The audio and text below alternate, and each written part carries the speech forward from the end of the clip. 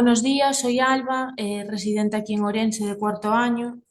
Voy a hablar de las fracturas periprotésicas de cadera, pero bueno, centrándonos un poco en la situación actual de por qué cada vez va a ser algo más habitual en nuestras guardias y de cómo se está convirtiendo, pues no en una simple complicación de artroplastia de cadera, sino en una entidad propia dentro de tanto de la traumatología geriátrica como de las cirugías de revisión. La relevancia del problema radica en que cada vez ponemos más prótesis de cadera y además cada vez estos pacientes portadores de prótesis de cadera viven más. Ya no es tan raro pues, ver pacientes que lleguen a esa barrera de los 100 años. Entonces, bueno, inevitablemente si los pacientes a los que nosotros les ponemos una prótesis de cadera viven más años, el riesgo, o sea, el tiempo que están expuestos a sufrir un riesgo de fractura periprotésica aumenta y por tanto el número de fracturas periprotésicas va a aumentar inevitablemente. La incidencia es alta, incluso si tenemos en cuenta pacientes que ya son mayores de 70 años, esta incidencia va a ser todavía mayor. Si tenemos en cuenta pacientes que llevan una prótesis de cadera a raíz de una fractura, esta incidencia incluso se dobla. Entonces, ¿todo bien? Sí. Es una incidencia creciente año a año. Hay estudios que la sitúan como la tercera causa de revisión protésica. Aquí quería pararme un poco en esta gráfica porque me pareció como muy representativa. Aquí vemos en esta gráfica las principales indicaciones de revisión de artroplastia de cadera. Como veis, sitúa las fracturas periprotésicas entre la segunda o tercera causa, pero teniendo en cuenta solo aquellas que se revisan mediante recambio protésico. Sin embargo, el estudio añade en esa barra que veis más oscura, casi negra, las que se revisan mediante osteosíntesis y como podéis ver, pues de esta manera la situaría incluso entre la primera causa de revisión protésica. Los registros nacionales, sobre todo los británicos, los escandinavos, recogen pues que es una incidencia eso, que va a crecer exponencialmente, que cuantos más años pasen desde que implantamos la prótesis de cadera, pues más va a ir aumentando ese riesgo de sufrir una fractura periprotésica. Todo esto inevitablemente va a producir un impacto asistencial, ya que la fractura periprotésica de cadera es una entidad que lleva asociadas muchas complicaciones, las cirugías son largas, requieren de implantes muy concretos, las estancias hospitalarias suelen ser largas también y todo esto pues inevitablemente va a consumir más recursos y va a generar un mayor impacto asistencial. El perfil del paciente de la fractura periprotésica, bueno, pues muy similar al de la fractura de cadera convencional, un paciente muy añoso, suelen ser mayoritariamente mujeres, con un hueso muy osteoporótico y pacientes muy pluripatológicos y con varias comorbilidades. La tasa de mortalidad de la fractura periprotésica de cadera es alta. Los estudios la sitúan a la par de la fractura de cadera convencional, incluso un poco por encima. Dentro de las indicaciones de la cirugía de revisión de cadera es probablemente la que tenga una tasa de mortalidad mayor y además hay estudios que relacionan muy directamente esta tasa de mortalidad con el tiempo que nosotros tardemos en operar esa fractura periprotésica, de tal manera que, al igual que en las fracturas de cadera, que deberíamos operarlas lo más urgente posible, con las periprotésicas pasa igual. Recogen pues, que la tasa de mortalidad, si la operamos en las primeras 48 horas, se reduce a la mitad si la operamos pasadas esas primeras 48 horas. Por lo tanto, la indicación sería operarlas pues, lo más urgentemente posible, aunque ya sabemos que la planificación evidentemente es más complicada que la de una fractura de cadera normal. Los factores de riesgo que van a influir en sufrir una fractura periprotésica de cadera, pues hay factores que dependen del paciente, la edad, sobre todo, como hemos dicho antes, mujeres de edad avanzada que tengan osteoporosis, que son todos los factores importantes, pero bueno, lo general es que haya una combinación de varios. No todo depende del paciente. hay factores que van a depender de nosotros, del cirujano. A nivel intraoperatorio, realizar abordajes mínimamente invasivos van a aumentar ese riesgo de fractura periprotésica. Cuando hagamos el fresado, cuando elijamos si cementamos o no cementamos. Cementando, el riesgo de fractura periprotésica es menor. A nivel posoperatorio, ese riesgo de sufrir una fractura periprotésica ante un evento como puede ser una caída desde la propia altura, de bajo impacto, pues influyen, por ejemplo, el tipo de implante que hayamos elegido. Dentro de los implantes cementados se ha visto que los clásicos pulidos tipo taper slip van a aumentar ese riesgo de fractura periprotésica porque por un efecto de distribución de cargas, ¿no? Que hace como un efecto cuña sobre el fémur, mientras que dentro de los vástagos no cementados, aquellos que llevan un apoyo en cálcar, van asociados a un menor riesgo de fracturas periprotésicas precisamente porque no hacen este efecto cuña. También va a influir mucho cómo hayamos colocado el implante. Si hemos colocado el implante en una posición muy en varo, eso también va a generar un mayor estrés sobre las corticales laterales del fémur que va a aumentar el riesgo de sufrir una fractura periprotésica. La clasificación que seguimos empleando es la de Vancouver, que va a integrar la localización en la que ocurre la fractura, la estabilidad y va a tener en cuenta también el estocaje óseo, que son como los tres factores claves para determinar luego el correcto tratamiento. Teniendo en cuenta estos factores, el más importante sin duda es la estabilidad. Una de las mayores causas de fracaso es tratar una fractura que tenga un vástago inestable como si fuese estable. Por eso, ante la duda, los autores recomiendan siempre que asumamos la inestabilidad. Antes de entrar en los tipos de fractura que recoge la clasificación, decir que el principio del tratamiento no va a ser conseguir tanto una consolidación ósea, sino que lo que queremos es hacer una construcción mecánicamente estable que nos vaya a permitir pues, una movilización y una carga precoz. Dentro de los tipos de fracturas periprotésicas que recoge la clasificación de Vancouver, el primero sería el tipo A, que son aquellas que afectan a los trocánteres. Aquí la estabilidad del implante no se ve afectada.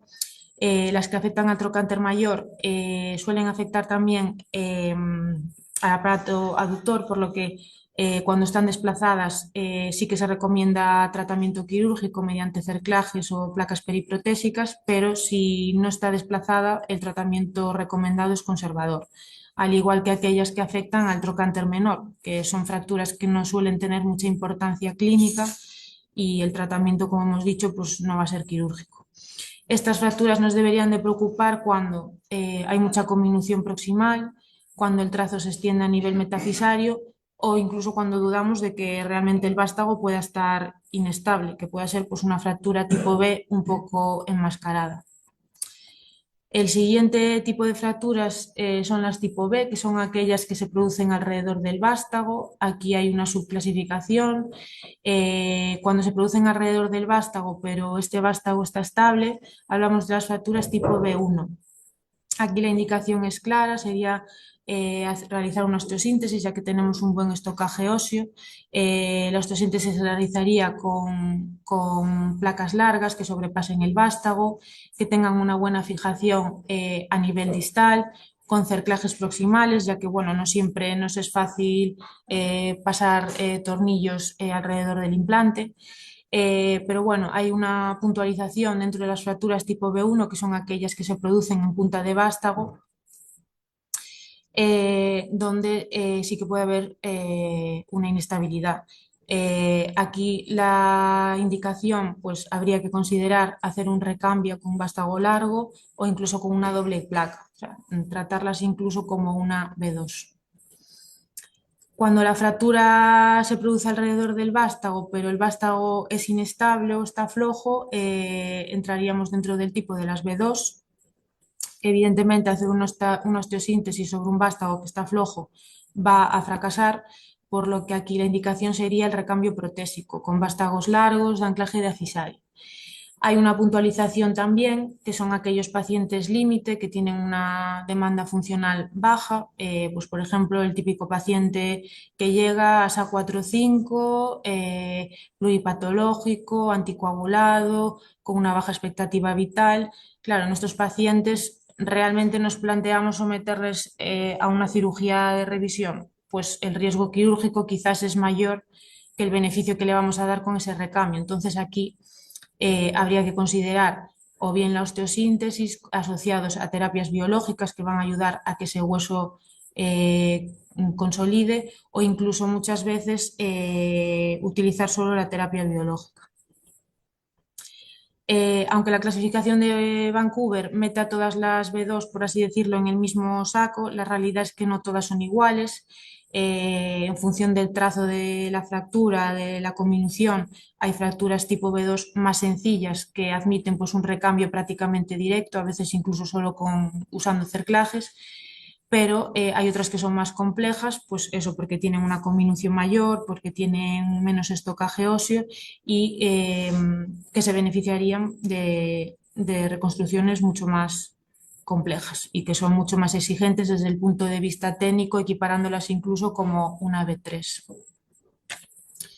Aquí tendríamos algunos ejemplos, bueno, de cirugías de fracturas periprotésicas tipo B2 con distintos montajes. Cuando la fractura ocurre alrededor del vástago, además tenemos una inestabilidad del mismo y además sumamos que tampoco tenemos un buen soporte óseo, entraríamos dentro de las tipo B3, que desde el punto de vista quirúrgico pues son las más exigentes. Aquí la indicación también es el recambio, son vástagos modulares que tienen una buena fijación distal. Probablemente tengamos que usar struts cuando hay muy poco, hay mala calidad ósea y bueno, pues son cirugías desde el punto de vista quirúrgico más exigentes, pero también llevan asociadas muchas más complicaciones. El último tipo que recoge la clasificación de Vancouver es el tipo C, que son aquellas fracturas que ocurren distales al implante. Biomecánicamente se van a comportar como una diafisaria estándar, por lo que aquí el vástago tampoco se ve, no le influye la estabilidad, o sea, no es un vástago inestable en principio. Entonces la indicación sería osteosíntesis con placas largas que puenten esa zona de fractura. Incluso a veces doble placa también. Desde el punto de vista quirúrgico son probablemente las que sean pues más agradecidas. Para llevar a casa los mensajes más importantes es pues lo que comentábamos al principio, ¿no? Que las fracturas periprotésicas cada vez van a ser algo más habituales en nuestra guardia, que se habla incluso eso de una futura como una futura epidemia de fracturas periprotésicas, que a la hora de tomar la decisión del tratamiento, la estabilidad del vástago va a ser un poco el eje que nos va a marcar en la decisión. Esta patología lleva mal los tratamientos intermedios, por lo que cuando hagamos la cirugía de la fractura periprotésica debe ser una cirugía definitiva. Son pacientes frágiles que tienen hueso de mala calidad, que nos van a exigir mucho desde el punto de vista técnico y que van a llevar asociadas probablemente muchas complicaciones, que tiene que haber una planificación muy cuidadosa. Lo ideal pues, son equipos expertos en cirugías de revisión y que a pesar de las indicaciones que nos diga la teoría, los estudios, demás, siempre debe ser una decisión individualizada, porque ya hemos comentado casos en los que quizás pues, la indicación que en teoría sería la correcta no es la que más beneficiaría al paciente. Porque, como decimos mucho aquí, pues operamos pacientes y no radiografías. Y bueno, pues aquí un futuro candidato a fractura periprotésica. Y ya está. Muchas gracias.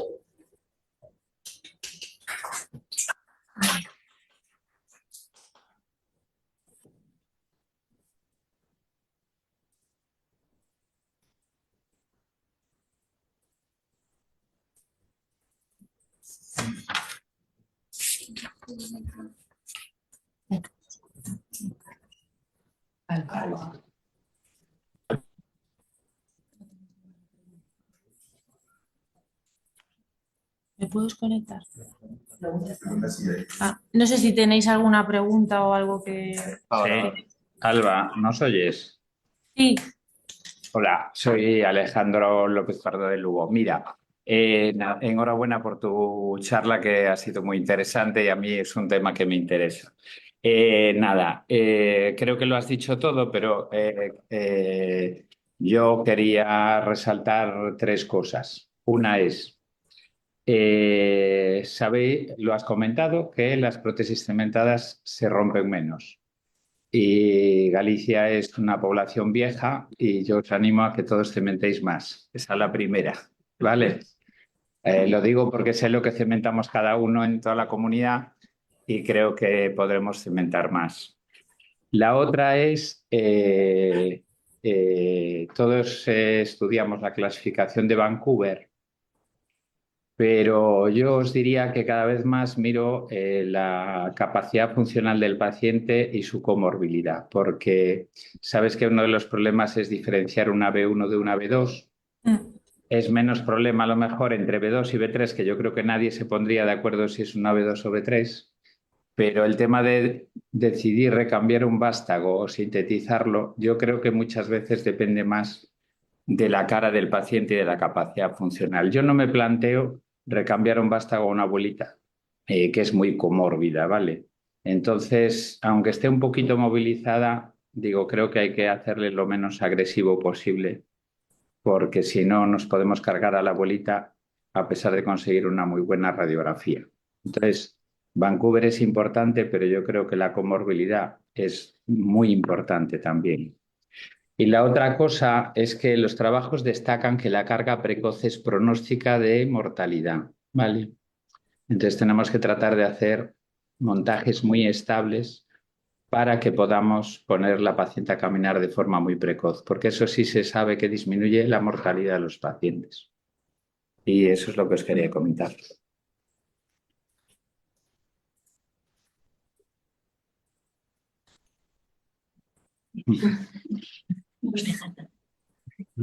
No sé si queréis comentar alguna cosa. Sí, ¿Nos escucháis o no? sí, sí, sí. Vale, vale. Bueno, ¿entonces vais a cementar todos mucho más o no?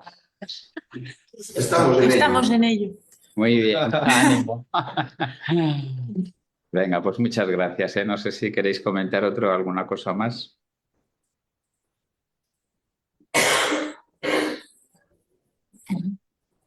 La otra cosa también, que ya que todos nos callamos y no decimos nada, es que a veces el recambiar un vástago supone recambiar el cotilo, ¿vale?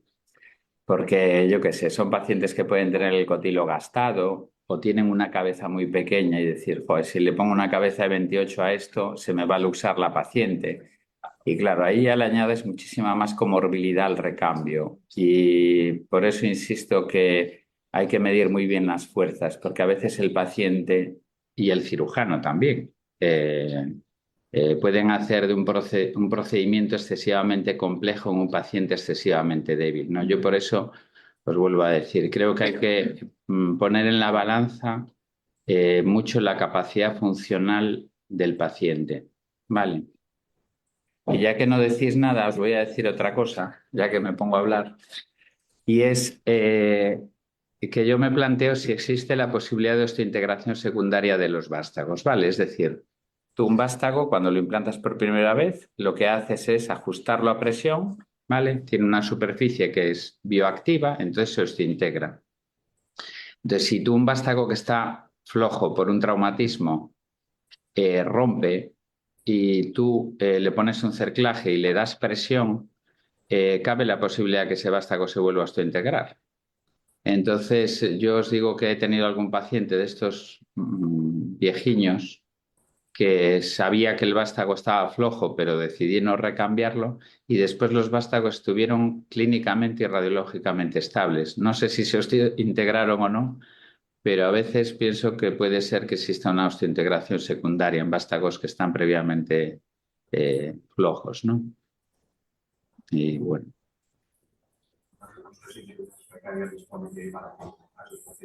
Ah, Dicen por aquí si cuando realizáis o sea, si soléis asociar la terapia biológica, la teriparatida. Yo cero.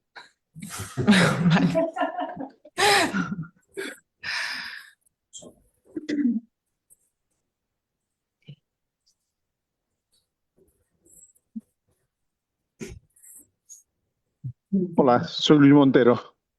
¿Qué tal, Luis? Mira, ¿qué tal? Buenos días. Nosotros aquí en nuestro centro sí que a veces la utilizamos, sobre todo siguiendo un poquito hay un protocolo muy bueno de la EFOR del año, creo que es del 20 o del 22, no recuerdo muy bien, es la guía que un poco seguimos nosotros y en pacientes incluso, bueno, pues frágiles, sí que la asociamos, aquellos con a veces con tratamiento conservador. El protocolo incluso acepta hasta lesiones de tipo B, ¿vale? En pacientes frágiles.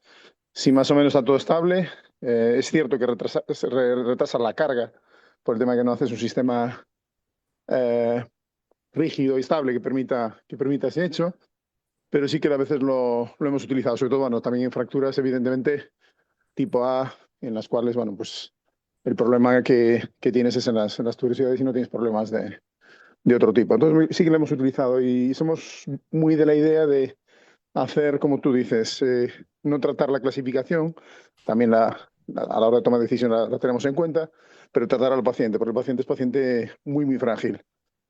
Pues mira, en las últimas semanas ha habido semanas que hemos tenido tres. Es decir, ha aumentado muchísimo y sigue de manera exponencial. Gente muy mayor, muy mayor. Era lo único que quería decir. Venga, gracias, un saludo a todos. Gracias. Gracias.